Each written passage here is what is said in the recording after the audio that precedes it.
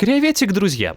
Точно ли вы знаете, что такое лицензия Майнкрафта? Да, это та вещь, которая позволяет официально играть в Майнкрафт и получать все его невероятные возможности. Но некоторые скажут: Дендена, ты что, совсем дурак? Майнкрафт успешно пиратит, это бесплатная игра, я могу ее легко скачать. А я еще раз прошу, вы точно знаете, что такое лицензия Майнкрафта? Вас ожидает интересные факты и истории о лицензии. Вот вы знали, что главный разработчик Майнкрафта не закончил школу и даже был несчастлив. История, как вне вашего внимания выстроились целые индустрии по продаже ключей, как на них зарабатывают ютуберы, а также как я перешел на лицензию. Будет интересно. Обязательно подписывайтесь на мой телеграм-канал и наше сообщество Курампа в Дискорде. Оставляйте под видео тот самый комментарий от 5 слов и подписывайтесь на канал, чтобы YouTube позволил, чтобы это интересное видео увидели как можно больше людей. Заваривайте себе гусиного супца, приятного просмотра. Для начала экскурс в историю. Как многие знают, Майнкрафт был создан в 2009 году шведским разработчиком Маркусом Перессон, он же Ночь. Потом открытый мир, свобода действия, бесконечные возможности, как и поток летсплеев. В итоге огромный успех, популярность и признание игры. И то, как Ночь опустил руки. Но обо всем по порядку. В 2010 году Майнкрафт уже более-менее стал на себя похожим, и уже игроки покупали по 400 копий альфа-версии в день. На тот момент $6 за загрузку. Представьте, всего $6, не то что сейчас все 30, хотя вы всегда можете купить Майнкрафт дешевле, чем на официальном сайте и у других продавцов. В моем Креасторе. Ребята, внимание! Если у вас еще июнь 2024 года, то у вас есть уникальная возможность наконец-то перейти на лицензию по официальной скидке и заодно залутать 3 плаща. Такое не скоро еще повторится. Я лично совсем помогаю. Все найдете в описании. В июле 2010 года Mojang продала 20 тысяч копий игры, а всего через полгода, 12 января 2011 был продан первый 1 миллион копий Майнкрафт. И где-то здесь же Майнкрафт заработал первые $33 миллиона США. 11 ноября 2011 года состоялся торжественный релиз игры. Прошло публичное мероприятие, где Ночь знаменательно опустил рычаг Майнкрафта. К этому же моменту было продано уже 16 миллионов копий игры. К релизу игры Ночью было 32 года. На тот момент он уже стал миллионером. Я не помню конкретную дату, но когда на моей карте появился первый миллион шведских крон, это стало для меня эпохальным событием. Я распечатал свой счет, показал жене Элин и шутя сказал: ну, говорят, первый миллион самый сложный. Как будто я не ожидал, что смогу заработать еще один. Но я смог. Смеясь, рассказывал Ночь в интервью. Март 2012. Игра стала бестселлером, самой продаваемой игрой для ПК за всю историю. Февраль 2014. Количество зарегистрированных пользователей достигло 100 миллионов. Июнь 2014. Продано 54 миллиона копий игры для всех платформ, для которых вышел Майнкрафт. На этом моменте цифры вышли из чата. 54 миллиона копий продано, а игроков играет 100 миллионов. Но окей. Примерно в то же время Ночь сложил в себя полномочия главы разработки. По его собственному признанию, он был в глубокой депрессии. За несколько лет до этого младшая сестра Ночи умерла от большого количества котиков. Отец Перессона, безуспешно боровшийся с зависимостью и депрессией, перед Рождеством трагически ушел из жизни. С женой Элин он развелся ровно через год после свадьбы, буднично объявив об этом в Твиттере. С сегодняшнего дня я не женат. Несмотря на это, Ночь продолжал быть лицом Майнкрафта. Именно Ночью игроки обращали все свои просьбы об устранении ошибок. Именно он был целью оскорблений и язвительных шуток. Я не могу понять, почему люди в интернете такие злые. Когда видишь такие комментарии, кажется, что они даже написаны более крупным шрифтом. Перессон начал задумываться о том, чтобы выйти из игры. Как он сам рассказывает, все началось с самого обычного твита. 16 июня 2014 он проснулся с насморком и решил не идти в Mojang на планерку. Человек, когда-то публично клявшийся, что никогда не продастся корпорациям зла, сдался. Ночь опубликовал у себя в Твиттере следующую запись. «Кто-нибудь хочет купить мою долю в Mojang, чтобы я смог спокойно жить дальше?» Пошутил Ночь. Столь же шутливые ответы не заставили себя ждать. Пользователи предлагали суммы от 5 до $10, а один из них даже был готов на обмен, предложив за долю создателя Майнкрафт 2 цыплят. Между тем, среди подписчиков Ночи были и те, кто отнесся к сообщению более серьезно. В течение следующей недели ему, не прекращая, названивали Microsoft, Electronic Arts, Activision Blizzard и другие. Условия Activision Ночи не устроили. Electronic Arts сразу получил отказ из-за их подхода к играм. Договориться с Маркусом удалось лишь Microsoft. 15 сентября Microsoft объявил, что покупает Mojang за $2,5 миллиарда. В течение пары часов после объявления Ночь написал свой последний пост в качестве владельца Mojang. Дело не в деньгах. Я просто хочу сохранить свой рассудок. Еще один интересный комментарий Ноча о продаже игры. Я ухожу из Mojang. Я не вижу себя настоящим разработчиком игр. Я делаю игры, потому что это весело, и потому что я их люблю, и люблю программировать. Но я не делаю игры с прицелом на то, чтобы они стали огромными хитами. Я не пытаюсь изменить мир. Майнкрафт, безусловно, стал таким огромным хитом, и люди постоянно говорят мне, что он изменил современные видеоигры. Я никогда не предполагал, что это случится. Безусловно, все это мне льстит. И я оказался в центре внимания публики. Это было интересно. По всей видимости, Ночь просто не выдержал всего того груза, что свалился на него. Поддерживать настолько популярную игру на плаву, да так, чтобы она нравилась всем, не то же самое, что просто выпускать обновления для маленькой инди-песочницы с небольшой группой фанатов. С последним обновлением из Майнкрафта исчезли все упоминания о Ночи. Они встречались в виде желтых надписей поверх логотипа игры. Среди них были фразы «Made by Notch», «The Work of Notch» и 11.08.13, дата свадьбы Ночи. Для темы видео отдельно обратим внимание на пост Ночи из его твиттера в январе 2012 года. Его суть в том, что Ночь предлагает пользователям, не имеющим возможности приобрести Майнкрафт, пиратить его, а затем, когда появятся деньги, приобрести лицензионную копию. То есть у Ночи было такое снисходительное отношение к пиратству, что также показывает его понимание и терпимость к разным обстоятельствам игроков. Прямо напоминает нашего русскоязычного репакера Хатаба. Ох, земля ему пухом. Определенно, это один из факторов, которые повлияли на активное распространение Майнкрафта. Но у этого есть и плохая сторона. Этим начали пользоваться различные личности, и в особенности пиратские лаунчеры Майнкрафт. И все это доходит до какого-то абсурда. Пиратские лаунчеры официально регистрируют свой продукт, как отдельная компания. И то есть после этого у них есть возможность засудить тех, кто, по их мнению, спиратит что-то из их продукта. Это... Надеюсь, это происходит только в России. Знаете, что те, кто пытаются легализовать этим сообщением свой пиратский продукт, манипуляторы и воры. Само по себе сообщение не является юридическим обоснованием для разрешения пиратства. А потом Ночь продал Майнкрафт. Игра теперь весьма популярна. И с какой же стати им терять свою прибыль, разрешая кому-то пиратить Майнкрафт? Такой интересный вопросик. Цените ли вы свой никнейм? То, что у вас показывается над головой персонажа. Вот я очень счастлив, что придумал такой интересный никнейм. Эндендена. Хотя некоторые даже прочитать его не могут, но ник шикарен. Как-нибудь расскажу историю его создания и моего персонажа. И имея лицензию, я взял и официально занял этот мой никнейм. Теперь это мое имя. Да, не всем, конечно, интересна тема OG нейминга, но вы знали, что существует целое сообщество ник-снайперов, которые специально охотятся за небольшими красивыми никами, вроде моего. Меня весьма впечатлило видео Нойраки, который рассказал об этом и других подобных сообществах, которые известны только в узких кругах. Оставлю его видос в описании. Напомню, что в Майнкрафте сотни и сотни миллионов игроков, и занять какое-то красивое, аккуратное имя, без лишних символов, не говоря уже о никах наподобие всем знакомых слов Dog, God, Flower, это очень и очень трудно. Если даже ваш ник не такой уникальный, то преимуществом будет то, что вы можете спокойно его поменять и не потеряете вещи на каком-то из серверов или миров. То есть, чтобы вы понимали, если вы играете на пиратке, то у вас привязка к UID, уникальный пользовательский идентификатор. И если вы измените свой ник хотя бы на одну букву, на один символ, вы это уже не вы, и ваши вещи вам не принадлежат. Прямо так же, как вам не принадлежат ваши личные данные и ваша безопасность, если вы используете какие-то пиратские лаунчеры. До сих пор. Я уже выпустил несколько видео по этой теме и думаю, выпущу в будущем еще. Есть даже гениальная идея, как можно это все до вас донести. Дело ваше, решать все же вам, но пиратские продукты до добра не доведут. Они всегда могут стать опасными, не сейчас, так потом. История с торрент-игрухой и тем же торрентом это показывают. Говоря про репутацию, я имел именно это. Это два сервиса для пиратства, и в один момент они стали угрозой безопасности.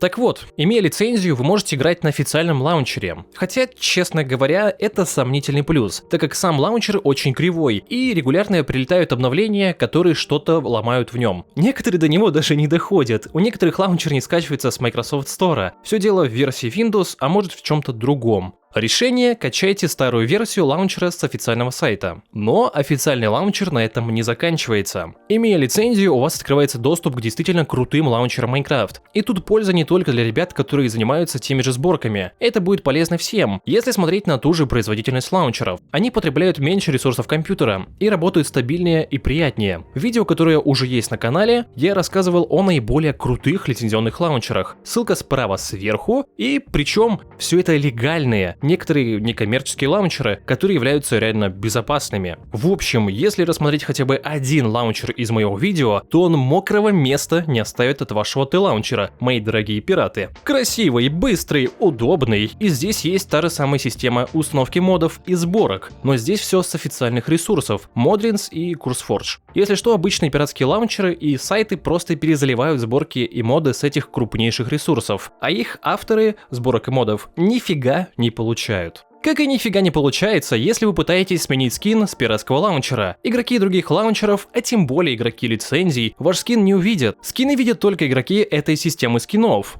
На лицензии совсем другая ситуация. Скины видят все и везде. Особенно приятный момент, что их можно официально удобно находить на том же NameMC. Эндендена, а вот и я. Таким же образом, можно выдать себе в Майнкрафте именно мою голову с моим скином, а тут может быть и ваша личная голова. Кстати, плюсом здесь также является то, что Mojang старается активно банить людей, которые ставят себе неподобающие скины, какие-нибудь непристойности и обнаженку. Люди просто побоятся себе такое устанавливать, и вам будет приятнее видеть чистоту, а не всю эту жесть с пиратских лаунчеров. Преимущество, о котором, думаю, многие знают, возможность игры на лицензионных серверах. То есть это дополнительная возможность на них входить, но вы также сможете продолжать играть и на пиратских. Различные ютуберы делают свои приватные сервера именно на лицензии. Также держу в курсе, что существует такой крутейший сервер с самыми различными мини-играми под названием Hypixel. На нем в среднем по 50 тысяч онлайна и всегда есть во что поиграть. У него также довольно интересная история, о которой довольно хорошо рассказал Лолок. Ссылочку на его видео оставлю в описании. Загляните к нему, напишите, что от меня. Парень реально старается, поражает меня своими анимациями. Отличным преимуществом лицензионных серверов это то, что здесь хоть и хватает неадекватов, но люди больше ценят какие-либо правила и свои аккаунты. Если тебя забанят, то как бы что ты сделаешь? Придется лишь искать новую лицензию. Также есть такие преимущества, хотя для нас они довольно сомнительные, особенно для СНГ, такие как Realm, Marketplace и кроссплатформенная игра, благодаря версии Bedrock, который также отдельно интересен, но не совсем тянет на что-то значительное. Еще добавлю, чтобы вы знали, с лицензией у вас будет возможность участвовать в голосованиях Майнкрафта по выбору тех же самых мобов, то есть таким образом вы принимаете участие в развитии своей любимой игры, а также получать за это какие-то плюшки. Мы вот с ребятами из нашего сообщества Курампа залутали себе прикольный розовый плащ в честь обновления Сакуры. Да, конечно, раньше были времена. Mojang выдали игрокам еще немало интересных плащей, но мы все это пропустили. Также есть возможность купить себе Optifine плащ одной из расцветок, либо же собрать свой кастомный при помощи формы редактора баннера. Уточню, что не обязательно использовать именно Optifine, который уже устарел. Есть тот же самый мод Capes, при помощи которого Optifine плащи будут отображаться. О проблемах Optifine поговорим в другом видео, в скором. Итак, подытожим преимущества лицензии. Первое. С лицензией у вас будет свой персональный уникальный никнейм, который никто не займет. Второе. Вы сможете использовать проверенные лаунчеры, которые весьма удобны и приятны в использовании. А главное, надежные, так как они имеют открытый исходный код, а также хорошую репутацию. Рассказал о них в отдельном видео. Третье. Вы сможете использовать лицензионную систему скинов. Установите скин, который увидят все игроки, со всех лаунчеров. Четвертое. Вы сможете играть на любых серверах Майнкрафта, на которые у вас есть пропуск.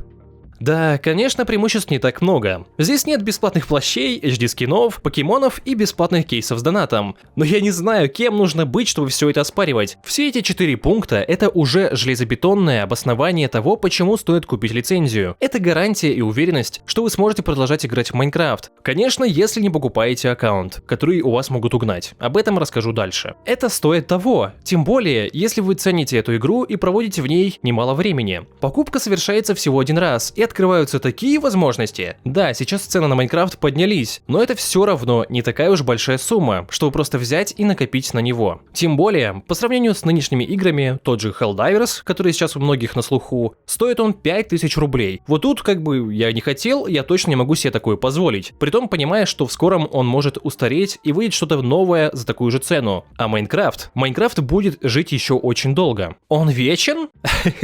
Черт, я прям чувствую, что все это выглядит как какое-то навязывание. Но навязывание чего? Я вам впариваю какой-то свой лаунчер, что вы пошли играть именно на него, ко мне. Суть в том, что я вам навязываю Майнкрафт, легальный. Извините, я все-таки продался, Microsoft. Я это говорю к тому, что меня сильно расстраивает наивность пользователей, отвратительное отношение к своей безопасности и, я не знаю, глупость, непонимание того, что все это может за собой повлечь, если вы скачали пиратское ПО. Что касательно Майнкрафта, лицензии Майнкрафта. Взять отдельно это ключи лицензии, которые рекламируют и продают различные ютуберы. Но ключей больше не будет. Позже во всем этом расскажу. Вообще офигенная история. С 2020 по 2023 год с Minecraft лицензией происходили довольно интересные вещи. Раньше Minecraft покупался, создавались аккаунты через сайт mojang.com. Но из увлекательной истории разработчиков, которую я рассказал ранее, вы узнали, что Microsoft купили Minecraft. И тут в 2020 году они объявили великую миграцию. Игроки должны были перенести свой аккаунт с Mojang на Microsoft. А те, кто этого не сделал, я не виноват. Вы все потеряете свои аккаунты. Вместе с этим произошло объединение. Раньше была версия Java, версия Minecraft Bedrock для Windows, переписанная на C++. Также была версия PE, Minecraft Pocket Edition, для телефончиков. Но потом там как-то все поменялось, также на Bedrock. Кроссплатформенность такая. И также издание для образовательных учреждений, Education Edition, которое по сути должно было выдаваться только для этих самых образовательных учреждений. Но оно явно распространялось дальше. Я даже видел пиратские версии на том же Pocket Edition. Черт пойми что. Так вот, все эти версии покупались отдельно, стоили свои деньги. Нас интересует же версия Java и Bedrock Edition Windows. Они на тот момент стоили примерно по $20, если я ничего не путаю. И разработчики тут решают взять и объединить их в одну версию, подняв стоимость до $30. То есть так разработчики своеобразно навязывают эти обе версии. Правда, все-таки есть вариант купить себе отдельно Bedrock, а потом еще и Java через комплект Java плюс Bedrock. Крайне невыгодно. Но что умудрился сделать один парень из нашего сообщества? Это надо уметь. Осенью 2023 года миграция была завершена. У нас теперь и по сей день продается лицензия в виде Java плюс Bedrock, а большое количество аккаунтов, которые не прошли миграцию, потеряли доступ к Майнкрафту. Для вашего понимания, чтобы пройти процесс миграции, нужно было просто подтвердить, что вы владелец аккаунта, введя код из письма с вашей почты куда нужно. Думаете, все справились? То есть да, много аккаунтов потеряли доступ к Майнкрафту, а все из-за того, что много из этих аккаунтов были взломанными. Не стоит покупать аккаунты, а покупайте те же лицензионные ключи. К истории взломанных аккаунтов вернемся чуть-чуть позднее. Давайте я закончу, что из себя представляет лицензия. Тут еще одна невероятная история. Так вот, лучше всего стоит покупать лицензионные ключи. Вообще удобная штука. Во многих играх и программах можно ее использовать. Но не все понимают, что это такое. Главное преимущество ключа – ты его покупаешь и активируешь на своем личном аккаунте. Сам лично. Ключ обычно из себя представляет набор случайных символов специального вида. Цифровые ключи вообще придуманы для того, чтобы ты мог его купить и кому-то удобно подарить. Человек же вводит его в специальное поле, и оп, игра оказывается у него на аккаунте. Все чудно. Все ключи покупались и покупаются на официальном сайте minecraft.net. Но не за $30. Как же так? В некоторых магазинах они продавались куда дешевле. Сейчас. Вы даже не представляете, что вне вашего внимания выстроились целые индустрии по продаже ключей Майнкрафта. Нет, конечно, люди всегда были предприимчивы, что-то покупали, перепродавали, но тут особенно повлияли санкции, введенные в 2022 году. Покупать товары Майнкрафт из России стало невозможно. Но вся эта история бизнеса в некоторой степени закончилась, и настало время ее вам рассказать. И знаете, рассказать ее я хотел через интересное интервью с главой, наверное, самой крупной на данный момент студии по Майнкрафту в СНГ. Студия Melida. Вероятно, слышали, так как их рекламку часто показывают различные медиа и их нарезчики. Могу признать, что у них довольно влиятельная группа проектов, которые стоит осветить для вашего понимания. У них имеется сетка групп ВКонтакте по разным тематикам Майнкрафт, Дискорд-сервер по Майнкрафту, отдел по созданию скинов, аватарок, тотемов и прочих текстурок, а также сеть блогерских магазинов с различными товарами, различные игры, подписки и товары из приложений и игр. Но нас интересуют именно ключи лицензии. Пятерка, Кролик Мун, Влад Супер, Тиджент и, возможно, еще другие никнеймы, которыми названы магазины. Но вы должны знать, что все эти магазины являются единым магазином Мелиды, с одними и теми же товарами, наполнением и сотрудниками, которые там работают. Но все это с разным оформлением. Вот так вот. И вот, Даниил Граш, глава этой студии, мы с ним договорились об интервью. Но в процессе подготовки видео до меня о них дошли некоторые факты, из-за которых я решил отказаться от этого разговора. Очень жаль. И все-таки у меня есть для вас не менее интересная история. Ко мне обратился довольно опытный продавец цифровых товаров под ником Ренирти и очень все детально расписал. Большое ему спасибо за такую отличную историю. Изначально, в 2023 году ключи покупались в Турции. Тогда курс на их валюту очень сильно упал. Люди начали смотреть цены в различных странах и увидели, что там цена намного ниже. Начали искать турецкие банки, биржи, благодаря чему это все и получилось. Цена на ключ в Турции была около 500 рублей. Однако, продавцы продавцам этого мало. Им нужны были большие количества, меньшие цены. Тогда некоторые заметили, что с подпиской Game Pass скидка на игру составляла 20%. Так цены снизились еще сильнее. Ключи закупались ручками. Один гифт, один ключ. Некоторые делали ботов, а некоторые находили уязвимость в коде, которые позволяли за один клик купить сразу 80-100 ключей. Так продолжалось до конца лета 2023 года. Microsoft это заметили, после чего начали вводить ограничения на гифты и карты. Карты стали плохо привязываться, ограничение ключей стало 20-30 на аккаунт, а не 100 и более, как раньше. После Microsoft повысили цену на ключи в Турции ровно в 5 раз. Позже люди вновь стали анализировать рынок. Египет. Золотая жила ключей Майнкрафт. Ограничений никаких нет. Цена еще ниже, чем в Турции. Ключ стоил 300-330 рублей себестоимости. Огромный ажиотаж на египетские банки. Ключи начали обесцениваться. Все селлеры демпили цену, после чего произошел бам. Середина января 2024 года. В один момент египетские карты перестали приниматься. Была ошибка того, что платеж отклонен. Люди шли в банки, в офис Microsoft, он есть в Египте. Однако везде получали один ответ. Все вопросы к вашему банку. Один из людей получил более развернутый ответ от Microsoft. Платеж шел через банк другой страны, а не внутри Египта, как раньше. Египет — это закрытая страна, которая не использует доллары или другие валюты. Поэтому банки перестали принимать транзакции. Началась паника, подъем ключей в стоимости. Однако некоторые люди смогли себе завести долларовые карты Египта. Их получить сложно. Тебе должен быть 21 год, документ, что ты официально устроен, и ожидание в несколько месяцев. Эти люди стали топ-селлерами. Но цена на ключ уже была выше. После произошел еще один бам. Блокировка гифтов в Турции и Египте полностью. Иными словами, сейчас получить ключ, как раньше, по низкой цене невозможно. Сейчас распродаются остатки. Апрель-май 2024 года. После того, как ключи стали более труднодоступными, их цена поднялась, и продавцы ключей обратили свое внимание на так называемую ручную активацию, при которой необходимо заходить на аккаунт пользователя и там руками приобретать лицензию Майнкрафта. При таком способе в том же регионе Египта цена оставалась прежняя, крайне низкая, пока торговля продолжилась. Но вот наступает середина мая, 15-й день рождения Майнкрафта. Это праздник и радость для всех нас. Я поздравляю вас с этим прошедшим днем. Помните, что игра есть, и такая, как она есть, именно благодаря нам, сообществу майнкрафтеров. Спасибо, друзья, что продолжаете играть и творить в нашей с вами любимой игре. Так вот, с этим днем рождения началась раздача 3 плащей Майнкрафта. Ох, какая неслыханная щедрость от Mojang. Но еще большая щедрость от них – скидка на Майнкрафт 50%. Да, и этот момент дополнительно обваливает цену лицензий и создает ажиотаж на его покупку. Все бы ничего, но сегодня, 21 мая, последние дни наблюдаются проблемы с покупкой лицензий, создаются большие очереди и ожидания. Microsoft начали точечно бороться с возможностью дешевой покупки Майнкрафта. Возможно, скоро все это совсем прикроют. Посмотрим, что будет дальше. Это один из примеров того, насколько люди могут быть предприимчивы и как они могут находить для себя какие-то возможности. В какой-то мере меня это восхищает. Если ты такой, давай к нам в команду.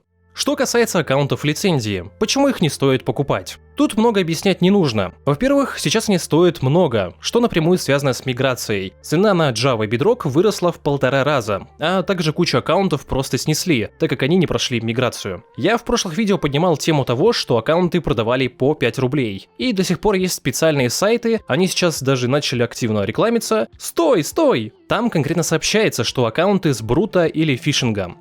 Куда катится этот мир? Другое дело, что аккаунты могут продаваться не задорого, но их продают не навсегда, а в некоторую вам аренду, хотя об этом даже и не говорят, а потом просто возьмут и восстановят. Особенно меня смешит эта забавная ситуация. Это некоторая наивность. Тотем, привет. Человек купил аккаунт с лицензией. Да, это некоторое везение просидеть на нем 2 года. Хотя немало таких случаев. Кто-то да напишет еще в комментариях, да? Но все дело в том, что кто-то купил себе лицензию и просто перестал играть в Майнкрафт. Либо его взломали, а он забил на это фиг. А потом продают аккаунты с полным доступом, с частичным, с почтой. И потом люди думают, вот у меня почта, я переперевязал на свою, теперь ничего чужого тут не осталось. Как они восстановят? Но, ребят, это еще особенно совет для тех, кто потерял так свой аккаунт. Владелец аккаунта пишет в техподдержку, указывает данные аккаунта при регистрации. Да, сколько бы вы там не меняли адрес почты, у Microsoft останется оригинальный, который был при регистрации. Также могут попросить прикрепить чеки об оплате игры. И все, аккаунт восстанавливается. Это просто гениально. Представьте, что вы купили себе на свой аккаунт лицензию за пару тысяч рублей и продаете аккаунт с почтой за 50. Это как?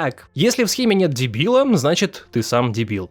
Фух, надеюсь, довольно хорошо удалось мне раскрыть эту тему, и вам было интересно все это послушать. На самом деле у меня еще полно подобных тем, которые я могу с вами поделиться. Мне кажется, я внезапно нашел формат видео, который мне нравится делать, а вам, надеюсь, нравится смотреть. Если это так, давайте соберем 5000 лайков под этим видео, чтобы я сразу сел за подготовку следующего видео, и у меня не было перерывов по полгода. Хочу поблагодарить за помощь в создании этого видео Феликса, за его бесценные статьи с помощью, а также еще раз спасибо Ренирте. А также большое спасибо моим поддержаторам Эйфории, Метаркорнии, Гилза и всем моим фанатам. Все это бесценная поддержка от вас. Спасибо. Залетайте к нам в самые адекватные сообщества в Телеграме и Дискорде по ссылке в описании. Стараюсь там активно общаться. Все, всем спасибо за просмотр, ждите настоящую суету. Я Дэн, Утка Гусь, всем до скорого. Парни, короче, смотрите, есть идейка одна. Смотрите, сейчас мы что делаем? Сейчас мы обратно лезем туда, а потом вот с этой вот видите, вот там место с травой, да? Оттуда мы фигачим в тот дом. Так. А с того дома, вон вот этот, левый, который крайний, мы уже по крышам вон туда вправо. Ну давай, нормальная Поняли? тема, давай, двигаемся. Так. Великолепный план, Уолтер. Просто охуенный, если я правильно понял. Надежный, как швейцарские часы. Ой-ой-ой, футболист! Быстрее! Сзади! Еще сзади! Еще сзади, да похреной! Самсинг!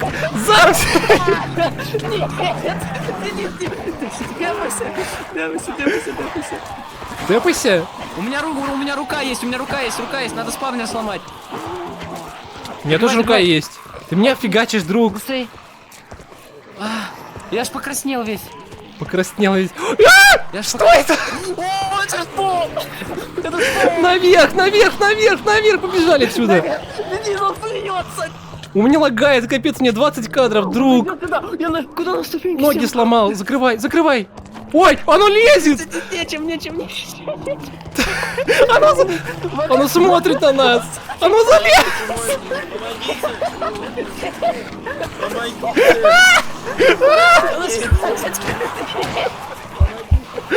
Твою мать.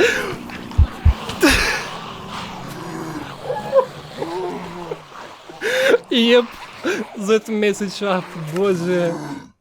Я весь, Денис.